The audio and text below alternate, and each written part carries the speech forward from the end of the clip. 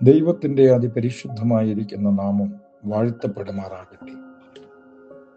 പ്രാർത്ഥനയ്ക്കും അനുതാപത്തിനും ആത്മശുദ്ധീകരണത്തിനുമായി പ്രത്യേക വർജനത്തോടെ സഭയായി കാത്തിരിക്കുന്ന കാലയളവാണ് നോമ്പ് കാലം.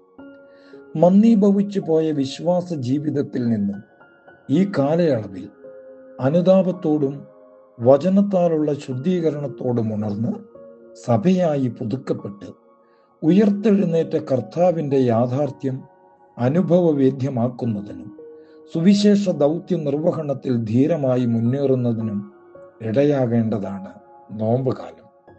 നോമ്പാചരണം വെറും അനുഷ്ഠാനം മാത്രമായി തീരരുത്. നമ്മെ തന്നെ പൂർണ്ണമായി ദൈവസന്നിധിയിൽ സമർപ്പിക്കുവാൻ കഴിയും വിധം ഒരുക്കേണ്ടുന്നതാണ്. ജീവിതാനുഭവങ്ങൾക്ക് എന്നും പച്ചപ്പും പുതുക്കവും നൽകുവാൻ നോമ്പാചരണം സഹായിക്കും.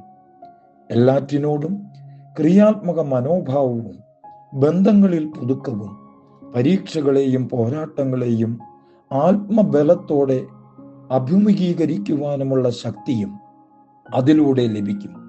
ക്രിസ്തുവിനോട് ചേർന്ന് ജീവിത ലക്ഷ്യങ്ങൾ കണ്ടെത്തി അടിപതറാതെ വിശ്വാസത്തിൽ മുന്നേറുവാൻ നോമ്പാചരണം പ്രേരകമാകട്ടെ. അനുഗ്രഹീതമായ വലിയ നോമ്പ് അനുഷ്ഠാനത്തിന്റെ ഈ ദിനത്തിലെ ചിന്തയ്ക്ക് നിദാനമായിട്ടുള്ള വേദഭാഗം വിശുദ്ധ മർക്കോസ് സബ്രോനോ എഴുതിയ രക്ഷാസുവിശേഷം 4-ാം അധ്യായം 24 മുതലുള്ളതായ തിരുവചനങ്ങളാണ്. കത്തിച്ച വിളക്ക് തണ്ടിന്മേൽ വെക്കണമെന്നുള്ള ആഹ്വാനത്തിന് ശേഷം കേൾക്കുന്നത് ശ്രദ്ധിപ്പീൻ, അളക്കുന്ന അളവിനാൽ നിങ്ങൾക്കും അളക്കപ്പെടും, കേൾക്കുന്ന നിങ്ങൾക്ക് അധികമായി വർദ്ധിപ്പിക്കപ്പെടുകയും ചെയ്യും. ഉള്ളവന് നൽകപ്പെടും, ഇല്ലാത്തവനിൽ നിന്ന് ഉള്ളത് കൂടെ എടുക്കപ്പെടുകയും ചെയ്യും. ഉള്ളത് എടുത്ത് പ്രയോഗിക്കുന്നവൻ, അത് വിത്താകട്ടെ, വിജ്ഞാനമാകട്ടെ, പ്രയത്നമാകട്ടെ, ഉത്തരവാദിത്വമുള്ള ജോലിയാകട്ടെ, ആത്മാർത്ഥമായി കൈകാര്യം ചെയ്യുന്നവന് അത്ഭുതകരമായ വിജയം സുനിശ്ചിതമാണ്.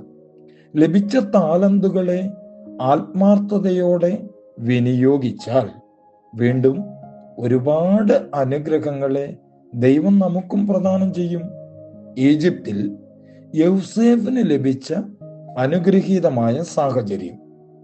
വിക്കനായ ആട്ടിടയനായ മോശ 6 ലക്ഷത്തിൽ പരം ആളുകളുടെ 40 വർഷത്തെ അനിഷേധ്യനായ നേതാവായി മാറി.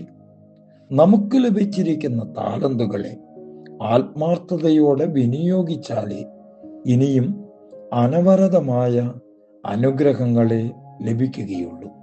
ഇവിടെ നിലത്തിൽ വിതച്ച വിത്ത് ദൈവ തിരുവചനം, നിലം മനുഷ്യഹൃദയം, വിതച്ചത് സ്ലീഹന്മാരും അധികാരപ്പെടുത്തപ്പെട്ട സുവിശേഷക ശുശ്രൂഷകരുമാണ്. കർത്താവ് വിത്ത് വിതച്ചത് ഒരുപോലെയാണ്. 2 തരം നിലങ്ങളിലാണ് വിത്ത് വീണത്. ഒരു സമൂഹം തന്നെ അനുഗമിക്കുവാൻ അത് പ്രേരകമായപ്പോൾ മറ്റൊരു സമൂഹം അതിൻ്റെ വിമർശകരായി മാറിപ്പോയി. വാതിക്കൽ വന്ന് മുട്ടിയപ്പോൾ തുറന്നു കൊടുത്തവരോട് കൂടെ അവൻ പാർത്തു. ദൈവാത്മ പ്രേരിതമായ സുവിശേഷ ഘോഷണം അറിയാതെ തന്നെ ശ്രോതാവിൻ്റെ ഹൃദയത്തിൽ പരിവർത്തനം നടത്തിക്കൊണ്ടിരിക്കും. സുവിശേഷകൻ വിതച്ച ശേഷം സ്ഥലം വിട്ടാൽ മാത്രം പോരാ. പ്രാർത്ഥനയാകുന്ന ജലധാര കൊണ്ട് വിതച്ച വിത്തിനെ നനയ്ക്കണം. വിത്തിന്റെ സാവധാനമുള്ള വളർച്ചയെ 28-ാം വാക്യത്തിലൂടെ നാം കാണുന്നുണ്ട്.